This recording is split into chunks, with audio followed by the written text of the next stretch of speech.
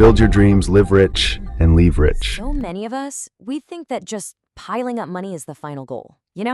We work hard, we earn a salary, and we put some of it aside. But let me tell you, money without a clear purpose, it's like having a Ferrari in your garage with no steering wheel and no destination. It's got all this incredible power, but absolutely no direction. It can go anywhere, but usually it ends up going nowhere. You see, the real point of all this financial planning isn't just to live some lavish life. It's to live peacefully. It's about knowing, deep down, that your future is secure and that your dreams, they're not just wishes. They're actual destinations on a map. And today, we're going to draw that map together. Let's just start with a question that I think really gets to the core of how many of us in the Indian middle class think. From the time we're kids, we're taught one thing: save your money. So you get your first job and you do it. You put away 5, 10, maybe 15,000 rupees every single month into your savings account. And you watch that number go up and you feel secure. But let me ask you, is that feeling real or is it just an illusion? This habit of blind saving, just putting money away without giving it a name, without a specific target, it's one of the single biggest mistakes you can make when you're young. It wraps you in a false sense of security while your real dreams are quietly drifting further and further away. So what's the real problem here? It's this: without specific, concrete financial goals, your savings have no direction, and because of that, you have no motivation. It's like setting out on a road trip from Delhi to Mumbai, but with no map, no signs, no GPS. You might be driving, you're burning fuel, but chances are you're just going around in circles. You have to know exactly what you're saving for. Is it a down payment on a house, your child's university education? Is it for your own retirement? Each of these dreams needs a different amount of money, a different timeline, and a completely different strategy. Now this right here is where it gets really interesting. It's about psychology. Think about it. When your money is just a number in an account you call savings, it's so easy to dip into it, right? For that new iPhone, a last-minute trip, a fancy night out, it has no real identity. But the second you give that money a name, a purpose, something inside you just flips. An SIP, a systematic investment plan that's labeled Daughter's Education Fund, that's not just money anymore, is it? It's a promise. It stands for a future. And breaking that SIP, well, it feels like you're breaking a promise to your own child. That is the incredible power of naming your money. It turns a boring financial habit into an unbreakable emotional discipline. I want you to start thinking of yourself as the CEO of your own life. And you wouldn't hire an employee without giving them a job to do, would you? So why do we let our money just hang around with no job? Every single rupee that you earn needs a specific role. Okay, this rupee here, your job is to pay the rent. This one's job, groceries. And this whole group of rupees over here, your job is to go out and work day and night for the next 15 years to build my retirement. See, when every rupee has a purpose, there's just no room left for mindless, impulsive spending. This is so much more than just budgeting. This is about building a disciplined, purpose-driven financial machine. Okay, so you've named your goals. You've decided you need, say, 50 lakh rupees for your child's college degree. Fantastic.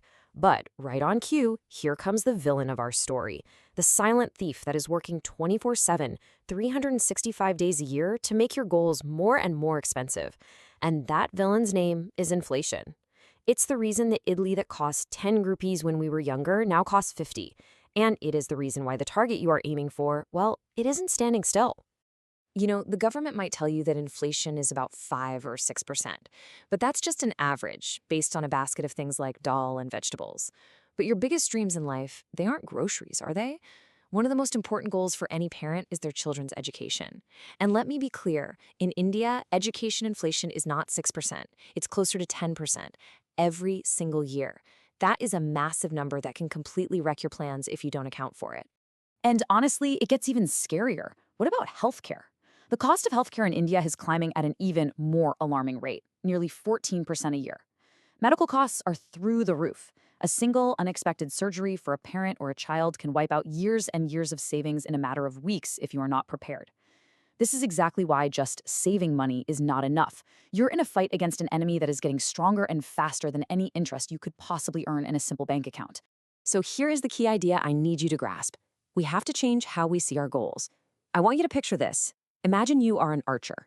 Your goal, let's say it's buying a house, is the bullseye. But that target, it's not fixed to a wall, no.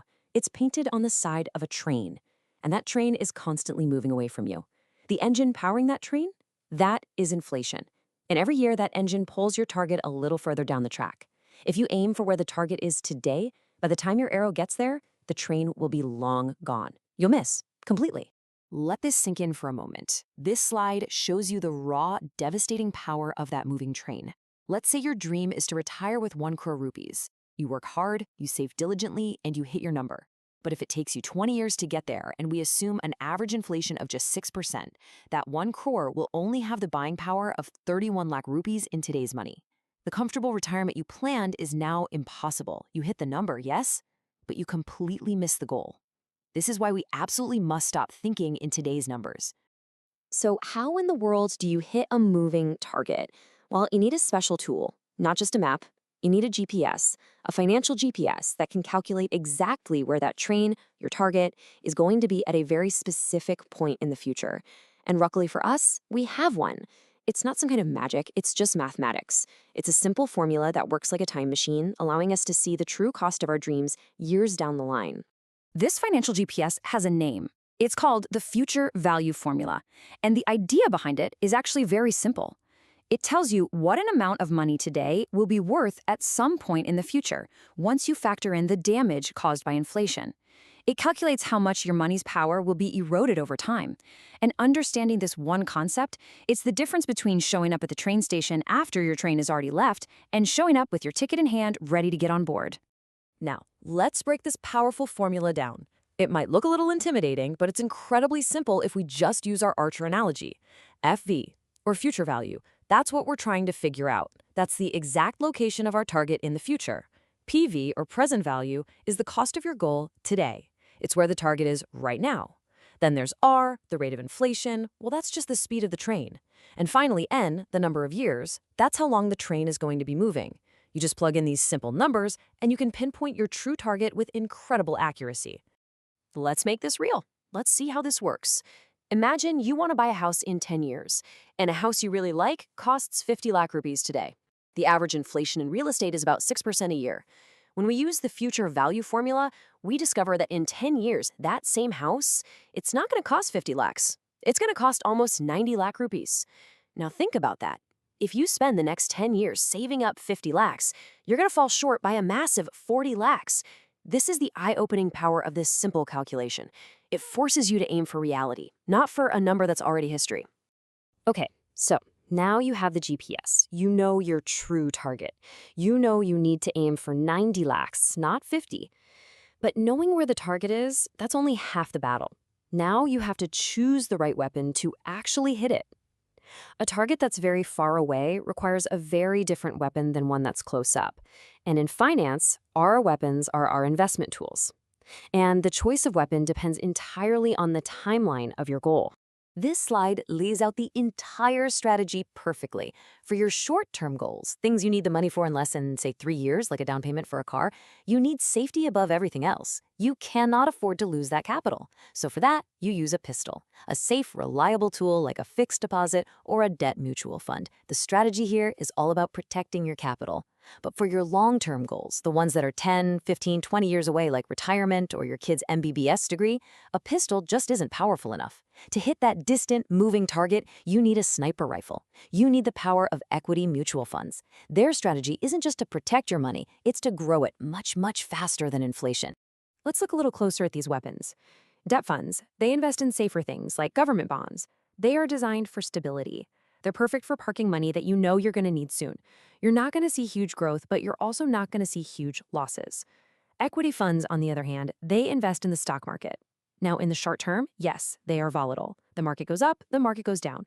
But over the long term, time in the market smooths out that ride. And history has proven again and again that equity is one of the most powerful weapons we have to beat inflation and create real wealth. For any goal that's more than 7 years away, equity isn't just an option, it is a necessity. We've covered a lot of ground today. We've talked about the psychology of naming your money, the very real danger of inflation, the math you need to predict the future, and the right tools for the right job. So now, let's put it all together.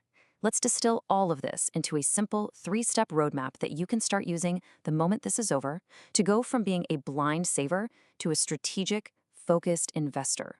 Here it is, your action plan. Step 1, name your goal. Give it an identity. Be specific. Don't just say, I want to be rich. Say, I want to build a retirement fund of 5 crore rupees by the time I'm 55. Step 2. Calculate its future value. Take today's cost, use a realistic inflation rate, and find your true target. And step 3. Choose your weapon. If the goal is 15 years away, you start an SIP in a good equity mutual fund. If it's 2 years away, you put the money in a debt fund. And the last part of step 3 is the most important of all. Start. Just start. Start today. So I will leave you with this one final thought. I want you to look at your current savings, your investments, and ask yourself honestly, are they just random arrows being shot into the darkness with you just hoping to hit something valuable? Or are you a strategic archer, a time traveler who has used the laws of finance to pinpoint the exact location of your future dreams and has chosen the perfect weapon to hit that target dead center? The choice, as always, is yours. Choose to plan with precision. Choose to live a life that is not just rich, but is peaceful and secure.